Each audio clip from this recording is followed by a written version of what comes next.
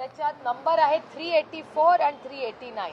Offences relating to extortion, जे हा PMLAचा schedule आहे त्याच्यामध्ये एक्स्टॉर्शन हे PMLA मध्ये येतं. आता मला दोनच प्रश्न सरकारला विचारायचे, कारण का हे फायनान्स मिनिस्ट्रीच्या अंडर येतं. आता हा एक कागद जो सातत्याने बजरंग अप्पा आणि संदीप भैया मांडतायत, तुम्हाला आधी दाखवलेला आहे की ED enforcement director ministry of finance हे केंद्र सरकारमध्ये येतं.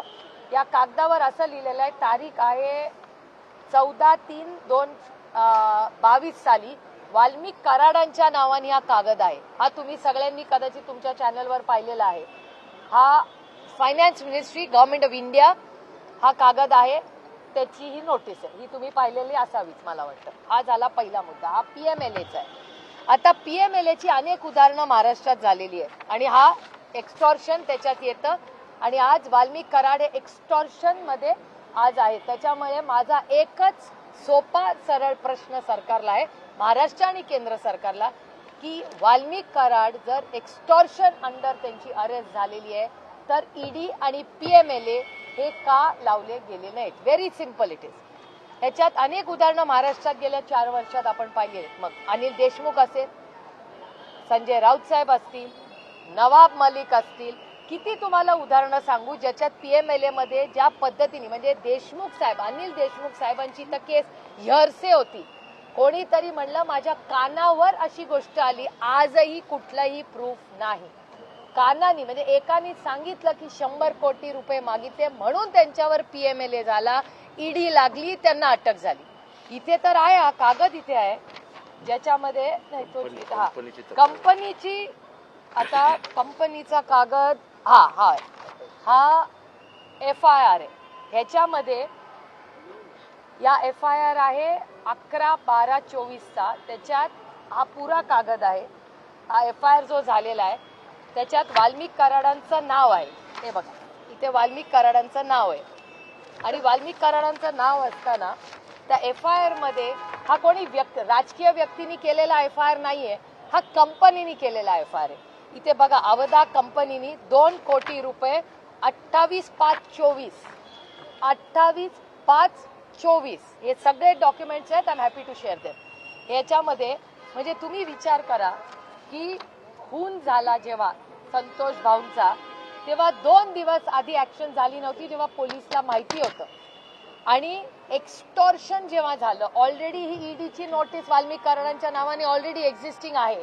ही असताना जेव्हा ऑफेन्स हा FIR, हे बघा ऑफेन्सेस ऑफ एक्स्टॉर्शन असताना, हे सगळं असताना हा जो FIR केला त्याच्यात ऑलरेडी 22 मध्ये त्यांच्यावर EDची केस आहे, नोटीस आलेली आहे, ही परत आहे. तर एक्स्टॉर्शनची ही नोटीस कंपनीने केलेली असताना व्हाय इज देअर नो ऍक्शन?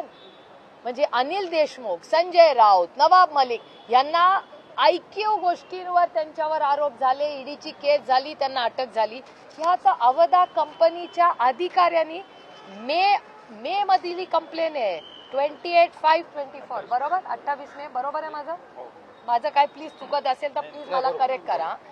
पण 28 तारखेला म्हणजे मे टू डिसेंबर, मे, जून, जुलै, ऑगस्ट, सप्टेंबर, ऑक्टोबर, नोव्हेंबर, डिसेंबर 8 महिने झाले. 8 महिन्यामध्ये वाल्मिक कराडांवर कंप्लेन असूनही आधीची एक केस, ही केस असताना, हा FIR झालेला असताना, करेक्ट ही तिसरी आहे.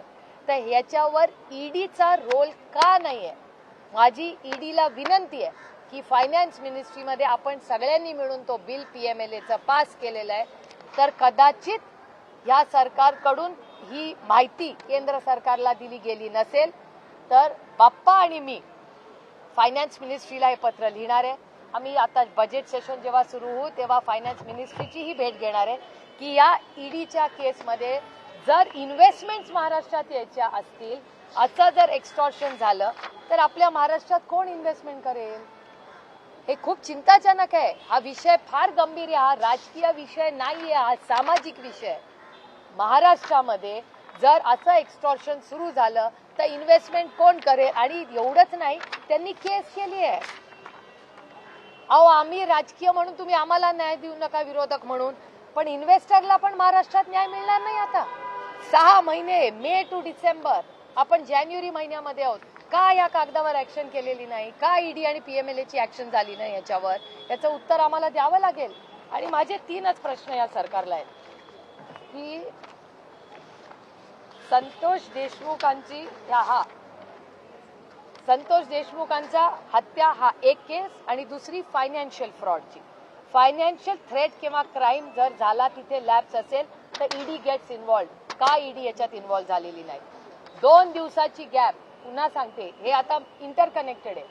म्हणजे वाल्मिक कराडांना ही स्पेशल ट्रीटमेंट सातत्याने का दिली जाते? 2 दिवस जेव्हा धमकी दिली, 2 दिवस तेव्हा जर पोलिसने ऍक्शन घेतली असती तर कदाचित संतोष भाऊंची हत्या झाली नसती.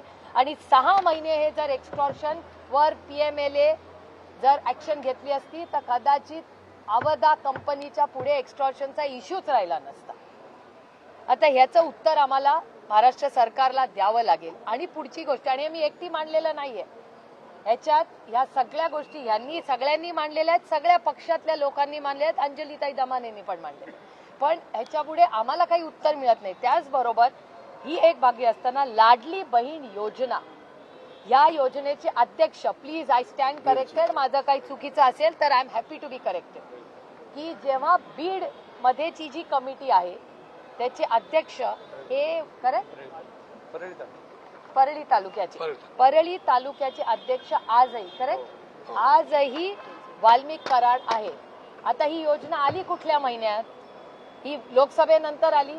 लोकसभेच्या आधीच हा एक्सटॉर्शनचा गुन्हा होता.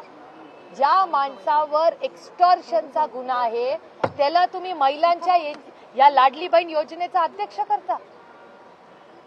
जे किती असंवेदनशील, इट्स जस्ट शॉकिंग. मला या 3च प्रश्नाची उत्तरं पाहिजेत की हे ईडी आणि पीएमएलए का नाही ह्याची अंमलबजावणी झाली. आज 30 दिवस झाले त्या हत्येला, क्रूर हत्येला. आजही एक त्यातला खुनी इन्व्हॉल्व जो आहे तो फरार आहे. तर त्याचं उत्तर सरकारला आपल्याला द्यावं लागेल. आणि लाडली बहीण योजनेचा आजही परळीचे ते अध्यक्ष आहेत. त्याच्यामुळे अनिल देशमुख, संजय राऊत, नवाब मलिक यांना या देशात एक कायदा आणि वाल्मिक कराडांना एक कायदा, असं का? मी कुठलाही आरोप करत नाही या सरकारवर.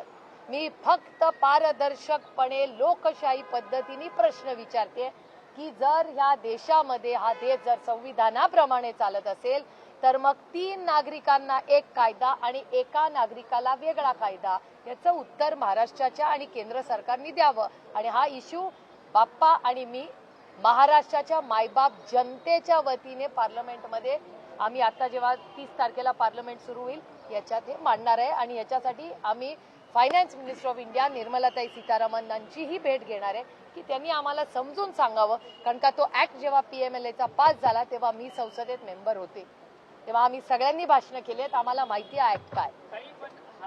हा फायनान्शियल फ्रॉड तुम्ही सांगताय, मग धनंजय मुंडे पण या फायनान्शियल फ्रॉडचे पार्टनर्स आहेत का? कारण की धनंजय मुंडेच्या ज्या पत्नी आहेत राजश्री मुंडे, त्यांच्याबरोबर देखील वाल्मिक कराड यांचे अनेक खात्यांमध्ये संबंध आहेत, त्याचसोबत जमीन व्यवहार आहेत, हा कंपन्यांमध्ये भागीदारी आहे. नाही, तुमचा प्रश्न हा रास्त आहे, पण त्याचं उत्तर माझ्याकडे नाही ना, मी नाही ना सरकारमध्ये. त्याचं उत्तर सरकारला द्यावं लागेल. This is the first foot in the door. नाही, हे जे एफआयआर, हे घ्या ना, अवधा, हे काय? नाही, हे आहे, मी वाचून दाखवते तुम्हाला. हा एफआयआर आहे, हे काय माझं पर्सनल डॉक्युमेंट नाहीये. हा एफआयआर आहे. हे बघा इथे लिहिलेलं आहे सगळं. तारीख काय आहे? 11/12/24. हे लेटेस्ट आहे. ह्याच्यात आहे वाल्मिक कराड, विष्णू चाटे आणि Sudarshan Ghule. I am happy to share this document. आणि त्याचबरोबर हे लिहिलेलं आहे, हे बघा इथे लिहिलेलं आहे. हे सगळं अवधा एनर्जीज प्रकल्प कार्यातून हजर नसताना माझा मोबाईल वगैरे वगैरे हे 2 करोड रुपये सांगितले होते. त्यानंतर वेळोवेळी विविध लोकांनी मोबाईलवरून प्रत्यक्ष अप्रत्यक्षरित्या प्रकल्प काम बंद न ठेवल्यास मारहाण करणं व जीवे मारण्याची धमकी दिलेली आहे. याच्यात लिहिलेलं.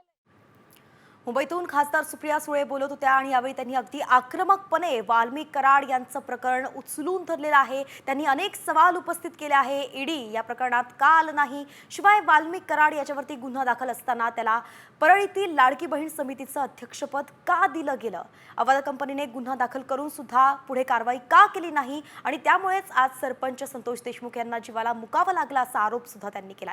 त्यांच्या सगळ्या आरोपांवरती जेव्हा त्यांनी हे आरोप केले त्याच संदर्भात आता वाल्मिक कराड संदर्भात अजूनही मोठी बातमी समोर येते। नवनवे खुलासे सुद्धा होत आहेत, ते म्हणजेच वाल्मिक कराडवरती 14 गुन्हे दाखल आहेत, तरी सुद्धा तो परळीतल्या लाडकी बहीण योजनेच्या समितीचा अध्यक्ष आहे। विशेष म्हणजे तत्कालीन पालकमंत्री धनंजय मुंडे यांच्या शिफारसीवरून ही नियुक्ती झाली होती। मात्र ज्या कराडवरती गंभीर गुन्हे दाखल आहेत त्याला लाडकी बहीण योजनेच्या समितीचा अध्यक्ष बनवलाच कसा, असा प्रश्न आता विचारला जातोय। आणि त्याचप्रमाणे जिल्हा नियोजन समितीचाही वाल्मिक कराड हा सदस्य अजून सुद्धा आहे।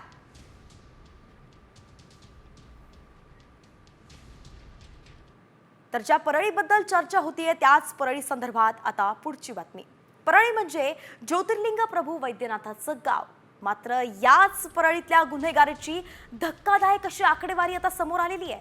परळीत गेल्या वर्षभरामध्ये शहर आणि परिसरात 109 मृतदेह आढळून आलेत, म्हणजेच दर 3 दिवसांनी एक मृतदेह परळीत सापडतो।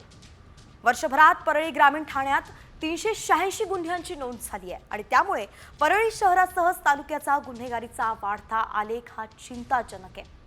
परळीच्या पोलिसांवरच आता प्रश्नचिन्ह उपस्थित राहत आहे। राख माफियांनी जिल्ह्यात दहशत निर्माण केल्याचाही आरोप केला जातोय आणि पोलीस मात्र गप्पच आहे।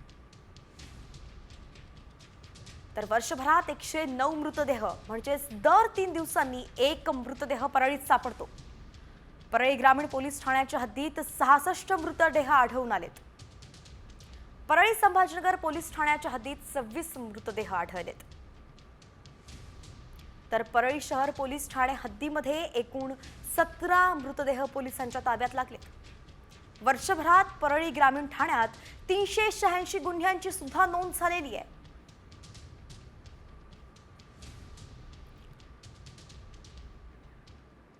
आणि यानंतर आता पुढच्या बातमीकडे वळूयात। पुढची बातमी आहे आदित्य ठाकरेंसंदर्भात। तर आमदार आदित्य ठाकरे यांनी मुख्यमंत्री देवेंद्र फडणवीस यांची भेट घेतली आणि त्यासाठी ते मंत्रालयात दाखल झाले। मुंबईतील विविध समस्या तसंच मतदारसंघातील प्रश्नांसंदर्भात या भेटीत चर्चा झाल्याची माहिती त्यांनी दिली आहे।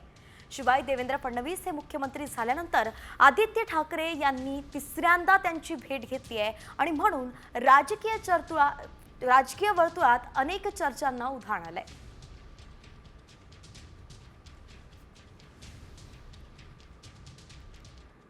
आता बातमी आहे मंत्रालयात आलेल्या एका आलिशान कार संदर्भात।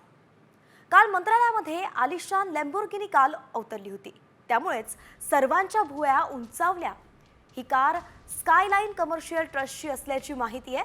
कारमधील व्यक्ती मंत्री राधाकृष्ण विखे पाटील यांच्या भेटण्यासाठी आल्याची माहिती समोर येत आहे। तर ही कार तपासणी न करताच मंत्रालयात थेट सोडण्यात आली होती। दरम्यान यावरून संजय राऊतांनी महायुतीवरती जोरदार हल्लाबोल सुद्धा केलाय।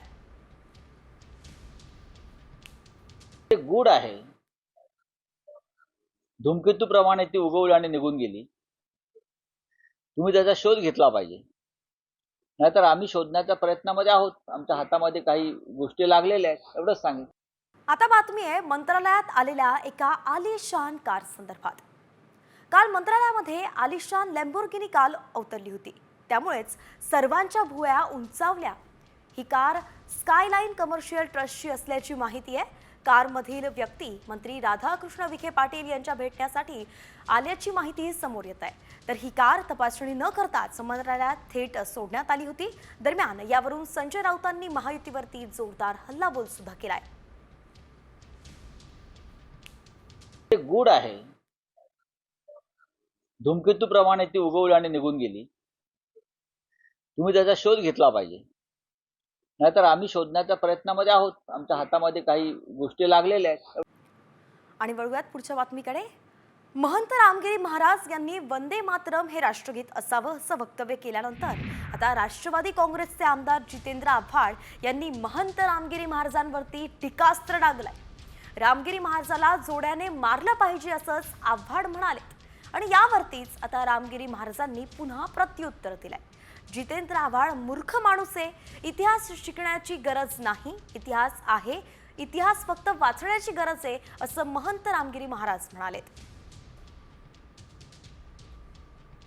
म्हणून खरं राष्ट्रगीत हे वंदे मातरम हे झालं पाहिजे. उद्या भविष्यामध्ये आपल्याला याच्याकरता सुद्धा संघर्ष करावा लागणार आहे. कारण अशा प्रकारचे गुलामगिरीचे असे शब्द आमच्या मुखात आम्ही का करावे?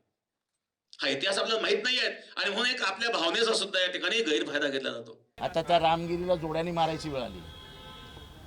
आता जनगणवर पण त्याचा आक्षेप आहे. त्याकडे त्याला म्हणा बॅनची मागणी कर ना बाबा. आता अति व्हायला लागलं रामगिरीचं. इतिहास तर रामगिरीकडनंच शिकायचा आता देशाने. जितेंद्र आव्हाडासारखा मूर्ख माणूस मी कोणी पाहिला नाही बरं का.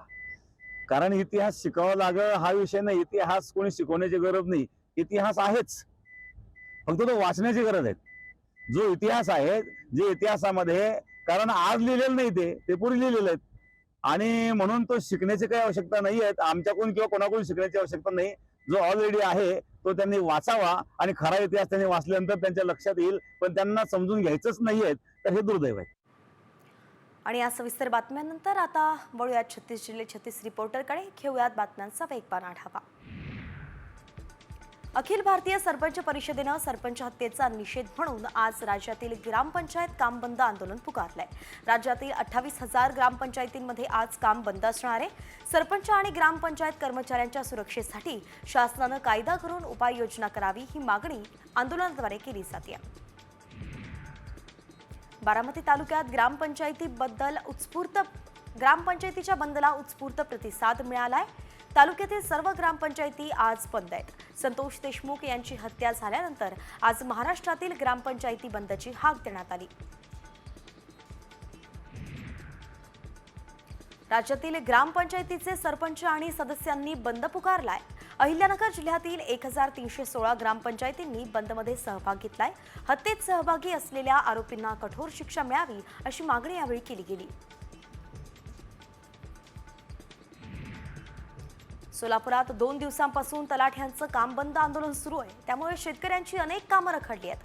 लोकसभा निवडणुकीचं कामकाज केलेल्या महसूल कर्मचाऱ्यांना अतिरिक्त भत्ता देण्यात आलेला नाहीये. या भत्त्यासहित इतर आवश्यक गोष्टी लवकरात लवकर प्राप्त व्हाव्या यासाठी तलाठी आक्रमक झालेत. शहापुरात खोस्ते गावातील ग्रामस्थांनी कुऱ्हाड बंदी करून 416 हेक्टर जंगल राखलंय. ग्रामस्थांनी जंगलाचा वर्धापन दिन थाटामाटात साजरा केलाय. या जंगलातून मोह, करवंद, रानभाज्या, पळसाची पानं इत्यादी उत्पन्न गावकऱ्यांना मिळत असतं.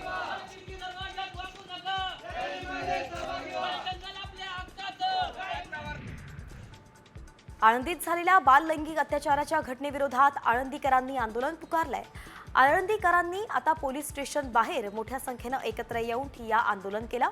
दुष्कृत्यांना खतपाणी घालणाऱ्या शैक्षणिक संस्था आणि आश्रमांवरती तात्काळ कठोर कारवाई करण्याची मागणी यावेळी आंदोलकांनी केली आहे. पुणे जिल्ह्यात 13 शाळा अनधिकृत असल्यानं प्रवेश तातडीनं बंद करण्याचे निर्देश प्रशासनानं दिलेत. शाळा सुरू केल्यास कारवाई होणार असल्याचा प्रशासनाचा इशारा आहे. जिल्हा परिषदेच्या शिक्षण विभागानं पालकांचं नुकसान टाळण्यासाठी अनधिकृत शाळांची यादी जाहीर केली आहे.